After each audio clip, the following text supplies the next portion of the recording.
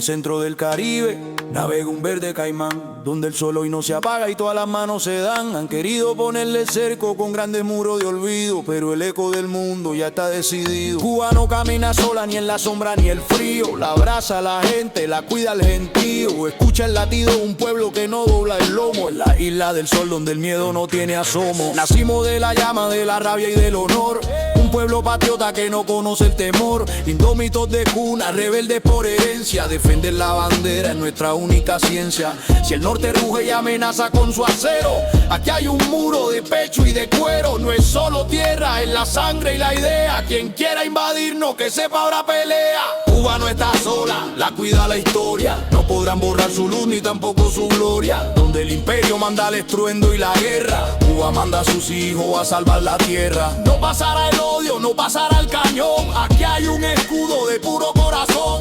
Cuba no está sola, la cuida la historia. No podrán borrar su luz ni su gloria. Donde el imperio manda el estruendo y la guerra, Cuba manda hijos a salvar la tierra. No podrán callarnos, no habrá agresión, porque el mundo entero es su propia nación. El norte dispara, soldado y acero, sembrando el espanto en el extranjero. Pero de la isla sale otra avanzada, van con batas blancas y la frente levantada. Maestros que enseñan, médicos que curan, mientras otros invaden y la paz torturan. Solidaridad es el nombre del puente que une a los pueblos de todo el continente. Si intentan el golpe, si buscan la herida, se encontrarán un mundo defendiendo la vida. Cuba no está sola, el mundo tira el cabo. Aquí no somos mansos, aquí somos bravos, indomables, fajados hasta el último aliento. Patria o muerte, ese es nuestro cimiento. Si vienen con guerra, se van con la derrota. Aquí hay un pueblo entero que la cara les explota. Aquí nadie se rinde, aquí no se desmaya. Somos el pueblo guerrero que no se calla, ni bloqueo, ni bomba, ni bota militar. Esta isla es de nosotros y nadie la va a tocar. Ellos mandan el plomo, nosotros la cura. Ellos la sombra, nosotros la luz pura. Mandan sus soldados a sembrar el espanto. Cuba manda vida que va secando el llanto. Pero nunca te confunda con nuestra bondad, que si tocan este suelo brotará la tempestad. Somos milicianos del verso y del fusil, un pueblo en combate indomable y febril. Patria o muerte, sentido que retumbe en el llano. No hay imperio que pueda con el pueblo cubano. Agresión que lancen, respuesta que reciben. Somos los rebeldes que la historia escriben. Ellos mandan plomo y nosotros mandamos vida. Batas blancas curando, cerrando cada herida. Mientras el imperio suelta su ráfaga y su bomba, Cuba manda maestros para sacar a la gente de la sombra. Pero ojo, no te equivoques con nuestra nobleza, que si hay que fajarse, lo hacemos con destreza. Somos indómitos fieros, de sangre mambiza. Ante la agresión aquí no hay miedo ni hay risa. Cuba no está sola, el mundo tira el cabo. Aquí no somos mansos, aquí somos bravos, indomables, fajados hasta el último aliento. Patria o muerte, ese es nuestro cimiento. Si vienen con guerra, se van con la derrota. Aquí hay un pueblo entero que la cara les explota. Aquí nadie se rinde, aquí no se desmaya. Somos el pueblo guerrero que no se calla, ni bloqueo, ni bomba, ni bota militar. Esta isla es de nosotros y nadie la va a tocar. Mira, Cere, te lo digo bien clarito y sin rodeo.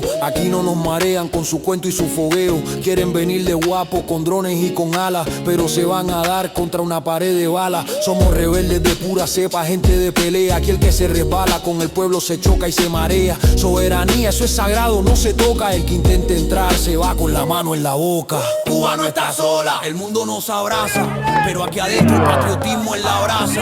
Hasta la muerte por la libertad. Soberanía o nada, esa es la verdad. Dile que estamos puestos, médicos y soldados del pueblo presente hasta la victoria siempre.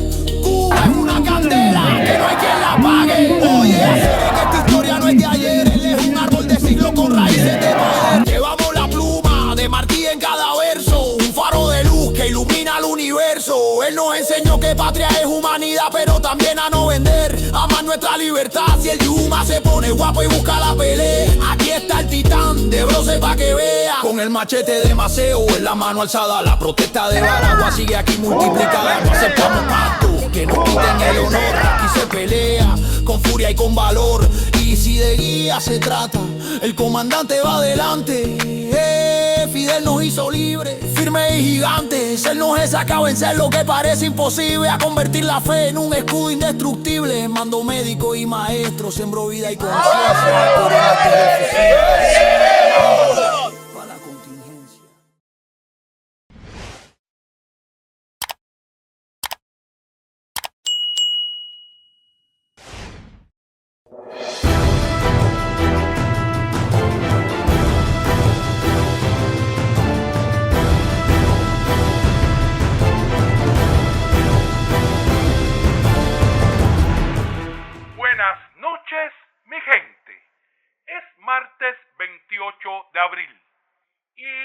gustaría comenzar este programa, mi gente, escuchando un fragmento de algo que en el día de ayer se estuvo aseverando en una conferencia de prensa transmitida en vivo y relacionada con el atentado sufrido el pasado sábado por el presidente Donald Trump, más específicamente aún relacionada con lo que allí ocurrió y los cargos que se imponen a la persona capturada.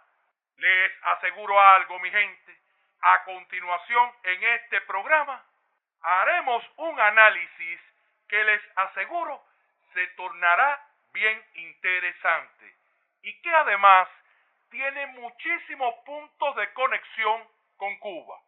Escuchemos a Blanche respondiendo ayer una pregunta de la prensa que, como ustedes podrán ver y escuchar, coincide con lo que anoche tratábamos en nuestro programa. Sí, coincide con el caos y la polarización política extrema que se vive en un sistema que sin dudas le está fallando y mucho al pueblo estadounidense. Pero que no sea el guerrero. Ponlo Albert Estudio. Aparte del intento de asesinar al presidente Trump, tienen el incidente ocurrido en Pensilvania, el ataque a legisladores en Minnesota, dos empleados de la Embajada de Israel asesinados, el asesinato de Charlie Kirk, el caso de los guardias nacionales. ¿Pueden describirnos el ambiente en el que está trabajando el Departamento de Justicia? Usted ha descrito adecuadamente el nivel de violencia política que tenemos en el país y que tiene que parar. Sé que ustedes coinciden conmigo, mi gente, ¿eh? Cuando uno escucha esta realidad se pregunta, ¿con qué moral? Sí, ¿con qué moral el gobierno de aquel país le señala absolutamente nada a nadie que tenga que ver con gobernanza, que tenga que ver con estabilidad, que tenga que ver con decencia, que tenga que ver con valores o que tenga que ver con paz? Sí, como todos sabemos, esto que los mismos funcionarios de la actual administración no tienen de otra que admitir, ilustra sin dudas un imperio en franca decadencia que no es capaz ni de sostenerse a sí mismo. Pero sin duda, mi gente, bien pero bien interesante la pregunta del periodista, porque como escuchamos le cita un montón de hechos de agresiones y asesinatos políticos que han ido ocurriendo en aquel país uno detrás del otro. Y acepta el actual secretario de Justicia en funciones que efectivamente lo descrito se ajusta al nivel de violencia política que ahora mismo se vive por allá.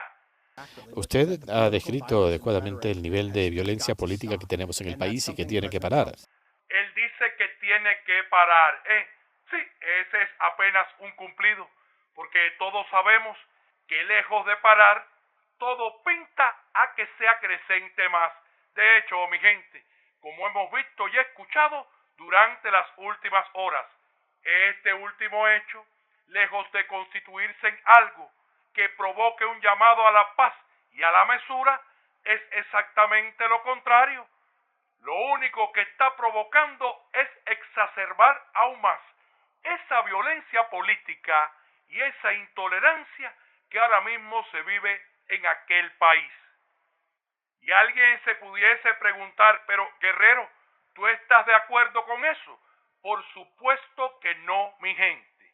Ya saben que soy de los que piensa que el pueblo estadounidense no se merece los dirigentes que tiene. Ya saben que soy de los que piensan que somos vecinos extremadamente cercanos como para desearnos el mal los unos a los otros. Ya saben que soy de los que piensa que la paz y la armonía entre ambos países se puede constituir en beneficios sobrados para ambos pueblos. Pero no puedo voltear la mirada a esta realidad que nos describen los propios personeros de la administración y que señalan inequívocamente a la enorme responsabilidad que ellos tienen. Pero como siempre el guerrero, mi gente, les va a mostrar muchísimo más y de manera, créanme, contundente esa responsabilidad. Y se los repito, tal y les decía al inicio del programa, todo guarda estrecha relación con Cuba. Ponlo, Alex, estudio. El Departamento de Justicia encara estos temas con urgencia y claridad de propósito. La violencia no tiene cabida en la vida cívica. No puede ni se va a utilizar para perturbar instituciones democráticas o para intimidar a quienes sirven en las mismas, y no se puede usar contra el presidente de los Estados Unidos. Habrá otros cargos a medida que esta investigación siga su curso. Pero que quede claro, este fue un intento de asesinato al presidente de los Estados Unidos. El acusado dejó claro cuál era su intención, y su intención era matar a tantos miembros del gabinete como pudiera. Este es el tipo de situación que no podemos tolerar. Les adelanto algo, mi gente. Esto que acabamos de escuchar lo tenemos que obligatoriamente volver a emplear más adelante en este programa. Ahora me gustaría ceñirme al análisis que quiero hacer.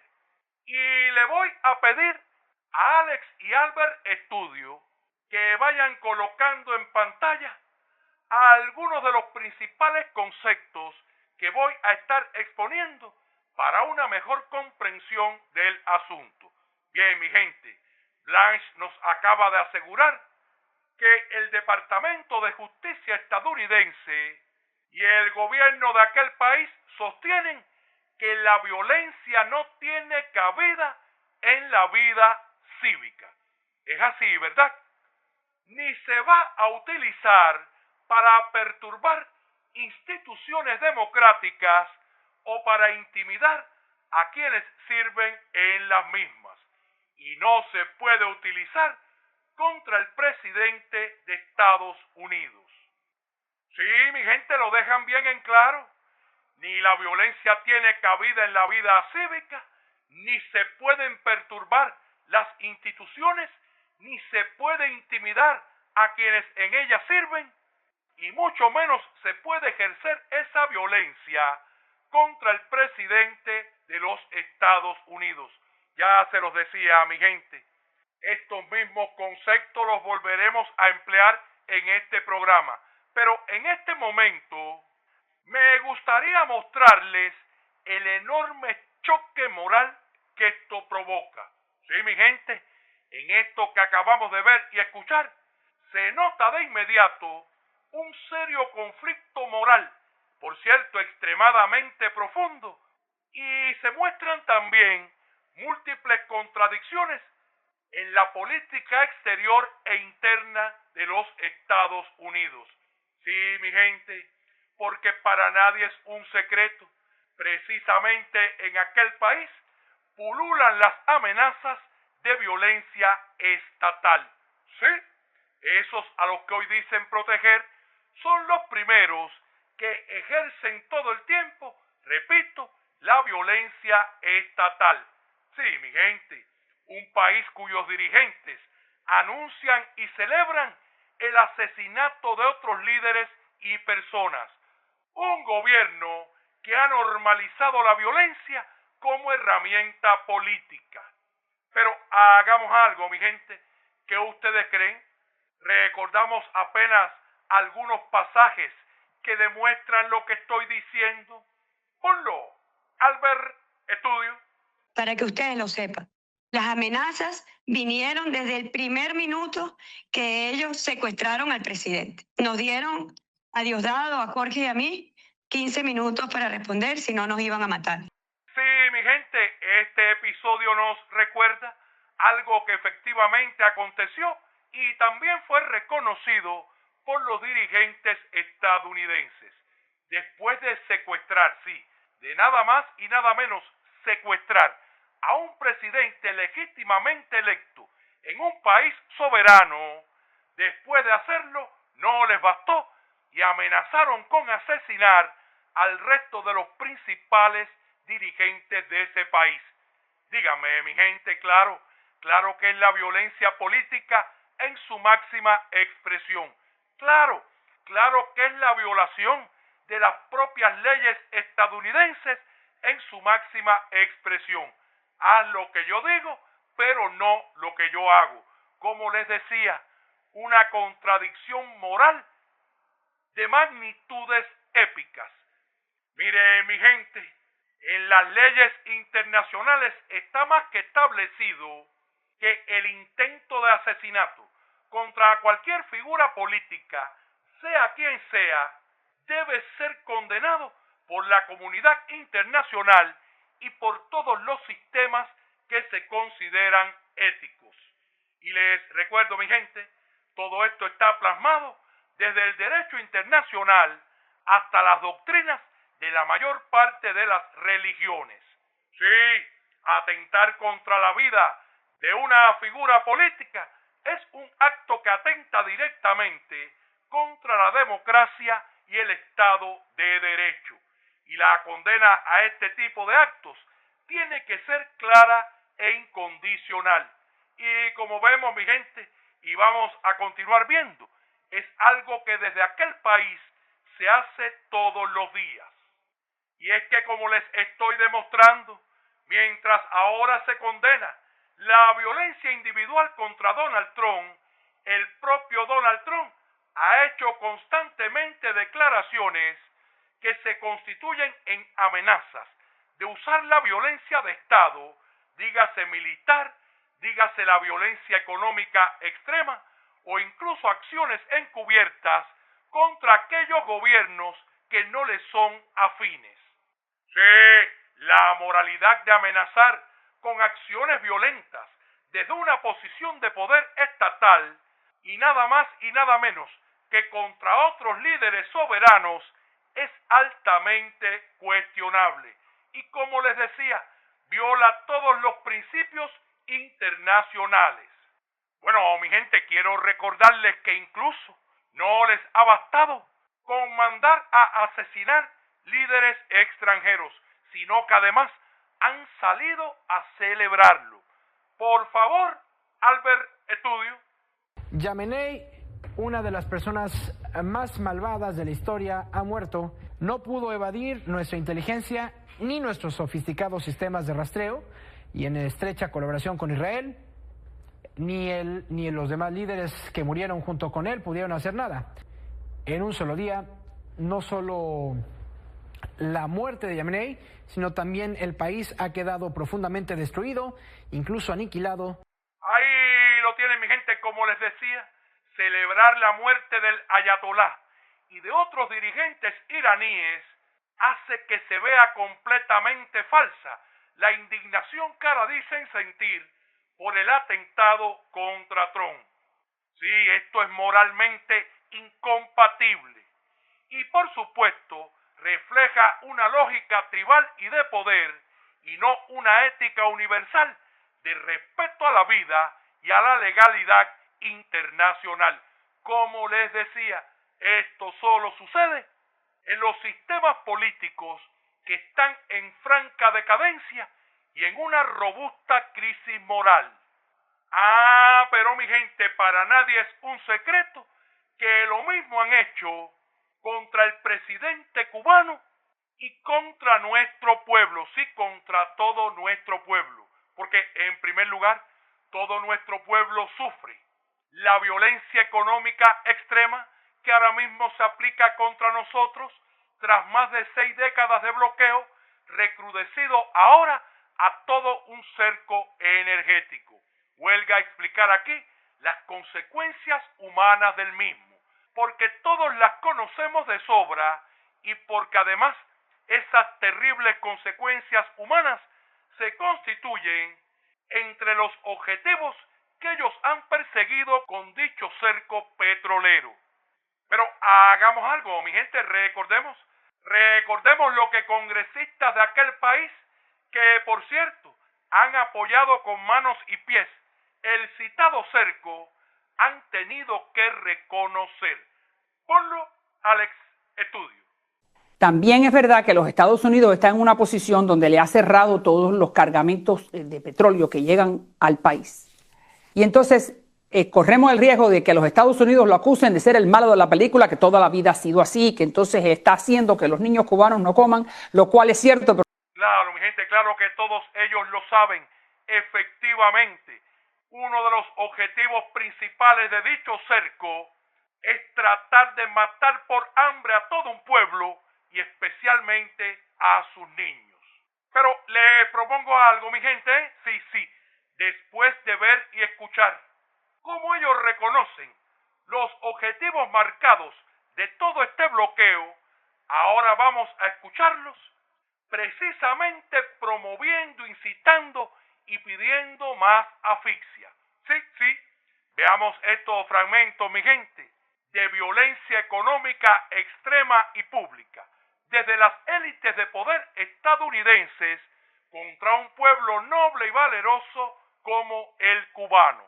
Ponlo, Albert, estudio. Primero que María Salazar, Mario Díaz Balart y yo nos enviamos una carta al presidente Trump pidiéndole a él que pare todos y suspenda todas las licencias de esas compañías que están haciendo negocio con el régimen. Vamos a quitarle todo el oxígeno, estamos quitando ya el petróleo y también a la administración que pare todos los vuelos, pare todas las remesas a Cuba para apretarlos más y quitarle el oxígeno que ellos necesitan para sobrevivir. Ahora sí verdaderamente es cuando le están diciendo a la isla, o abres la democracia o no llega nada a tus costas. Ahora, 65 años después, Trump está haciendo lo que Kennedy nunca hizo.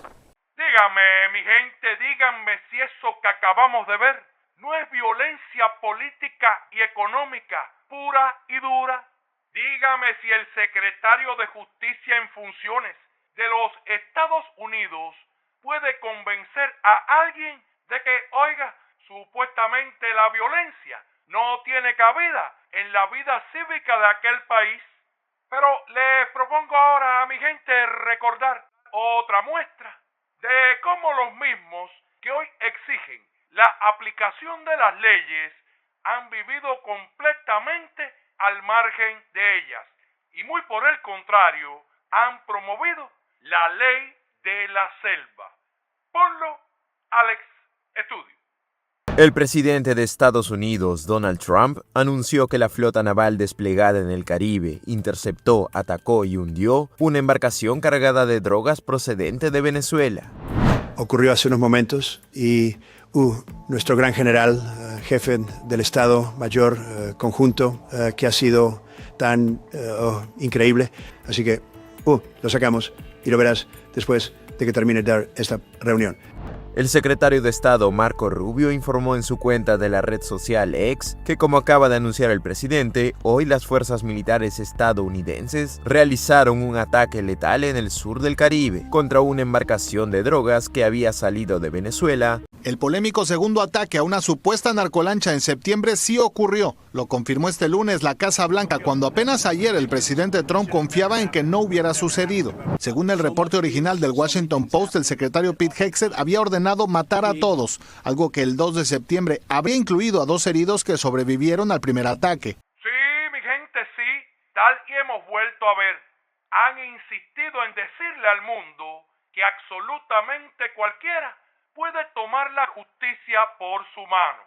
Como les decía, se han encargado de enseñarle al mundo que pueden practicar la ley de la selva, lo que hace que también otros se sientan con el derecho de ampararse en esa misma ley.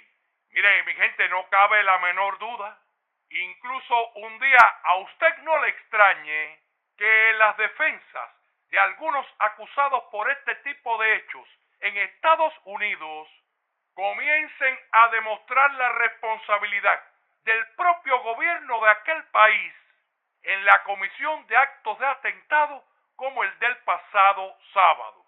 Sí, porque tal y estamos viendo en este programa, mi gente, les estás diciendo que pueden matar selectivamente a cualquiera que consideren está cometiendo un delito aunque no lo prueben. Le estás diciendo que se puede amenazar abierta y públicamente y ejecutar el asesinato o secuestro de presidentes de otros países. Como acabamos de ver, mi gente, les estás diciendo incluso que tienen hasta el derecho de rematar en caso en que los objetivos seleccionados queden con vida. Claro, mi gente, claro, que al establecer el poder ejecutivo estadounidense su propia licencia para matar sin el debido proceso, han abierto una puerta a que esa lógica también se aplique dentro de sus propias fronteras. Y por supuesto, mi gente, tal y hemos estado viendo en este programa, en el caso de Cuba, esa violencia política ha abarcado todas las aristas, tal y hemos estado viendo desde la violencia económica extrema, pasando por la violencia a través del terrorismo y terminando en amenazas directas también contra los dirigentes cubanos. Sí, amenazas que ahora mismo ellos reconocen violan flagrantemente las leyes de Estados Unidos.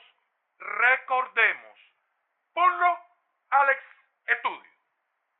Y vamos a hacer esto y puede que pasemos por Cuba cuando terminemos. Y esa es la misma lección que le estamos enviando a los cubanos. Háganle caso a la administración del presidente y sobre todo a la figura de Donald Trump, porque cuando dice algo lo hace. Y ahí está el mejor ejemplo, los ayatolas en Irán. Y los próximos son los ayatolas de La Habana. ¿Están contados los días del régimen cubano? ¿Están contados los días de Miguel Díaz-Canel? Yo estoy convencido de que la tiranía, esta dictadura terrorista en 90 millas de los Estados Unidos, no van a sobrevivir este término del presidente Trump.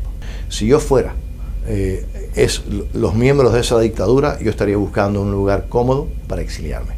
Y la única cosa que yo estoy pidiendo al presidente Trump es que no hable, no negocia, no hay ningún tipo de negociación con ellos. Ahora es la hora de ya apagar este fuego, porque entonces ese régimen le tiene miedo al presidente Trump y deberían tener miedo al presidente Trump.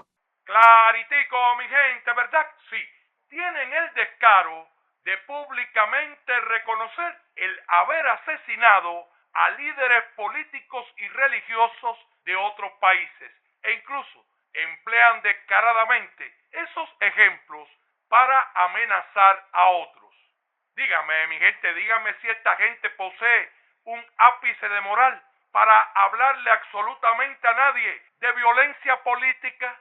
Dígame si está más que demostrado o no que toda esta gente vive al margen de las leyes. Oiga, y repito, no es que lo diga el guerrero, es que ahora mismo así lo están reconociendo el Departamento de Justicia y el propio gobierno de aquel país. Pero yo les propongo algo, mi gente, miren, que no sea el guerrero, que sea ese propio Departamento de Justicia el que nos diga lo que le toca en Estados Unidos a quienes cometen delitos como estos que acabamos de ver cometer al propio presidente de aquel país y a congresituchos federales. Sí, porque si es delito hacerlo en Estados Unidos, por supuesto que es delito también hacerlo contra terceros. Ponlo, Albert, estudio. El primer cargo es intento de asesinato al presidente de los Estados Unidos de América. Esto puede conllevar hasta cadena perpetua. Que quede claro para cualquiera que piense que Washington es un lugar donde pueden perpetrar violencia política y están dispuestos a hacerlo portando armas de fuego y llevan armas consigo, los vamos a encontrar, vamos a rastrear sus pasos desde la génesis de su plan y los vamos a procesar y aplicarles el máximo peso de la ley. Washington no es un lugar a donde ir a cometer actos de violencia. Sí, mi gente, sí. Y volvemos a escribir lo que ellos reconocen. El primer cargo es intento de asesinato al presidente de los Estados Unidos. Por tanto, lo que hemos estado viendo en este programa y hemos demostrado ellos desde allá hacen todos los días es efectivamente una amenaza y en otros de los casos que hemos visto, la ejecución de asesinato de presidentes legítimos y líderes religiosos de otros países. También, por supuesto, el secuestro. Es así, ¿verdad? Si se cumplieran las leyes, los autores de tales delitos debían también ser condenados a cadena perpetua. Pero ¿escucharon lo que dice Jeanine Pirro? Sí, la jueza, sobre cómo Washington no es un lugar a donde ir a cometer actos de violencia. No, y yo coincido con ella. Ni es Washington, ni es La Habana, ni es Teherán, ni es Caracas. Absolutamente nadie tiene derecho a sembrar la violencia en territorio de otros. Absolutamente nadie tiene derecho a tratar de asesinar a otras personas independientemente de que ostenten cargos o no.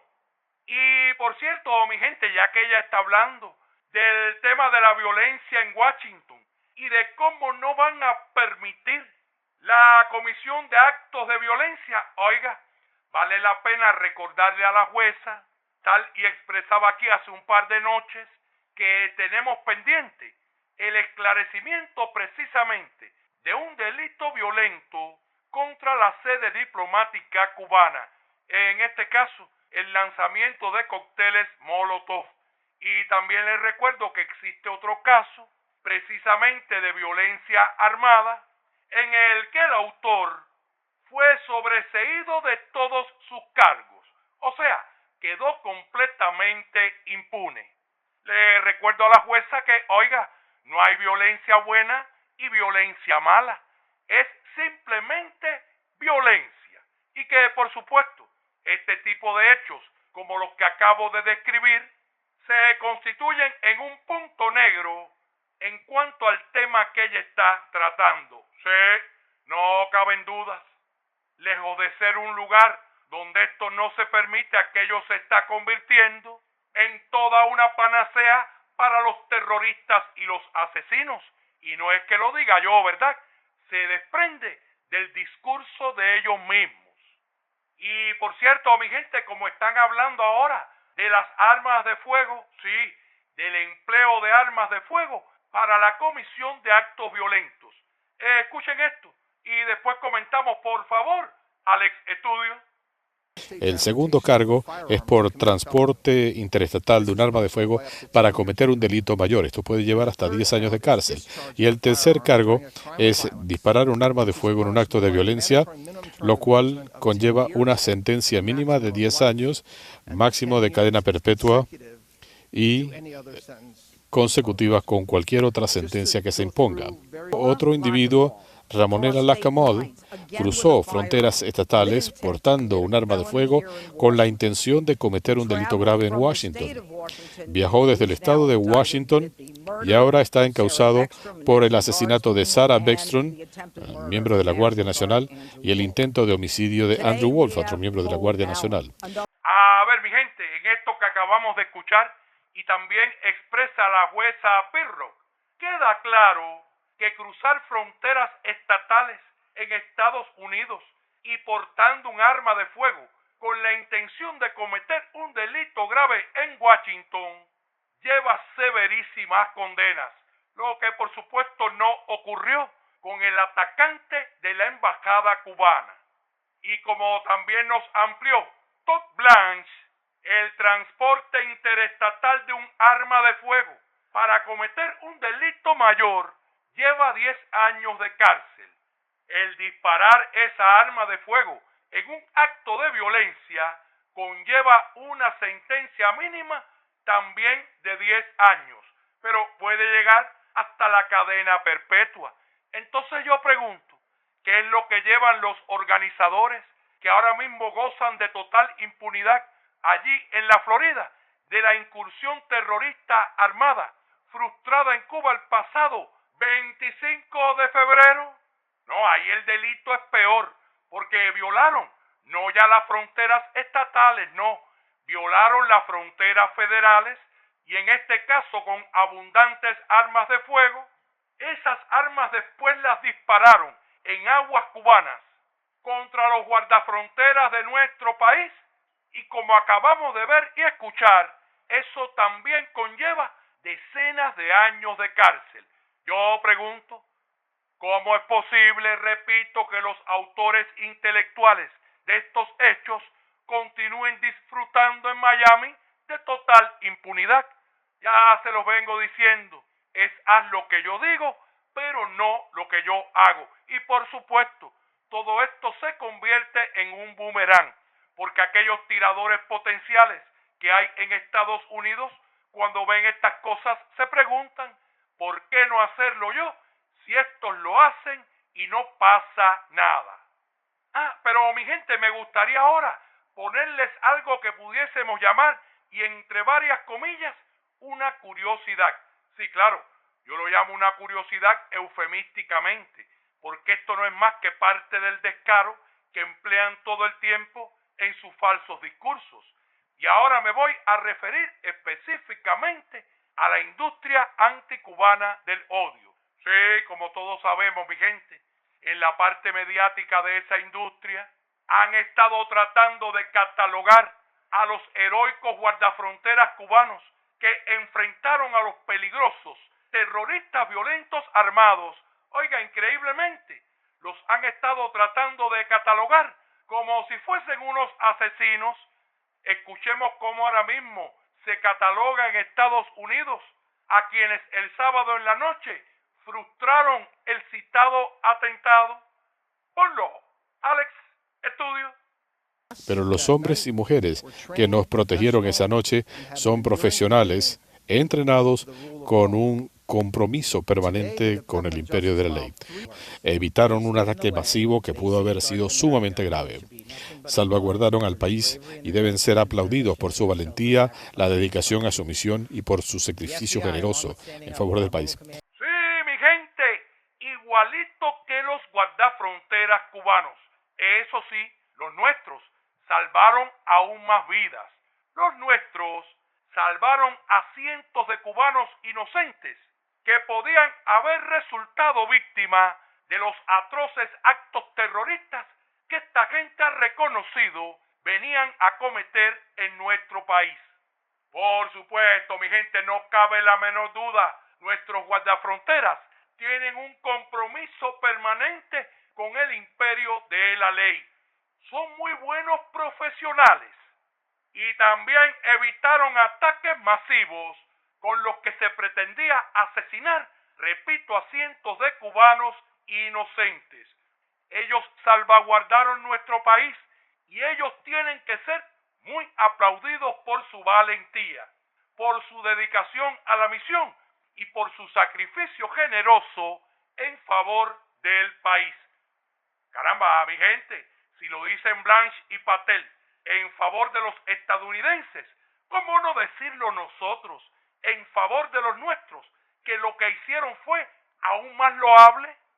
Entonces, mi gente, como estamos viendo en este programa, el núcleo del conflicto moral que les explicaba antes en este programa está precisamente en la hipocresía y en la aplicación de dobles estándares por parte del gobierno de aquel país. Se condena un tipo de violencia, en este caso el atentado del sábado, contra un líder propio, pero se justifica, minimiza e incluso celebran otra forma de violencia, sí, las amenazas o muerte de líderes adversarios. Sin duda, mi gente, es una posición moral extremadamente inconsistente. Y para colmo, tal y he expuesto en este programa, han salido hasta a celebrar las muertes que han provocado. Y claro, esto es visto en el ámbito internacional como una provocación que alimenta los ciclos de violencia y resentimiento internacional. Y por supuesto, de la misma forma se voltea contra los propios Estados Unidos. Sí, mi gente, porque lo repito, la celebración por el asesinato de líderes internacionales y líderes religiosos choca contra el principio fundamental del respeto a la vida humana. Sí, tal y les he mostrado, son líderes de opinión en Estados Unidos, mostrando a todos en aquel país que, oiga, no hay problema alguno en atentar contra la vida de dirigentes, que cualquiera tiene derecho a tomar la justicia por su mano. Sí, mi gente, todo esto que estamos viendo se convierte en el conocido efecto del boomerang imperial. Y todos estos actos que aquí hemos estado viendo terminan revirtiéndose contra su propio país. Oiga, y por cierto, terminan revirtiéndose no solo en lo que hemos visto, les recuerdo también que se ha revertido y se ha podido apreciar en la erosión que ha tenido lugar en el Estado de Derecho de aquel país con lo que ha hecho ICE. Sí, mi gente, todo esto que estamos viendo no hace más que agudizar la división y la violencia política en aquel país, creando un ciclo de venganza que, como estamos viendo, se alimenta a sí mismo. Oiga, basta recordar las amenazas que han existido contra miembros del Congreso, jueces y sus familias, que han alcanzado niveles récord. Y por cierto, mi gente, quiero agregar algo, sí, porque todos estos que vemos a diario, con un lenguaje guapetón y amenazando a muchos en el mundo, oiga, los vi el sábado en la noche metidos debajo de la mesa o parapetados detrás de mujeres, o al menos correteando. Y yo pregunto, ven acá, sonó el primer tirito y todo el mundo corriendo. ¿Quién iba a tomar las decisiones en caliente? Solo pregunto. Nada, mi gente, que por cosas como estas que hemos visto en este programa, es que ahora mismo se esparce por el mundo una frase que ha cobrado inusual fuerza, y es esa que dice: ¿cómo Estados Unidos va a garantizar la seguridad de un país, de un estrecho o de un océano, si no puede garantizar la seguridad en un hotel en Washington? Y claro, mi gente, claro, en este programa hemos profundizado precisamente en el por qué no pueden garantizar esa seguridad, en el camino lleno de espinas y oscuridad que ellos mismos se han labrado. Recuerden, mi gente, ahora nos conectamos mañana miércoles a las 10 de la noche. Hasta mañana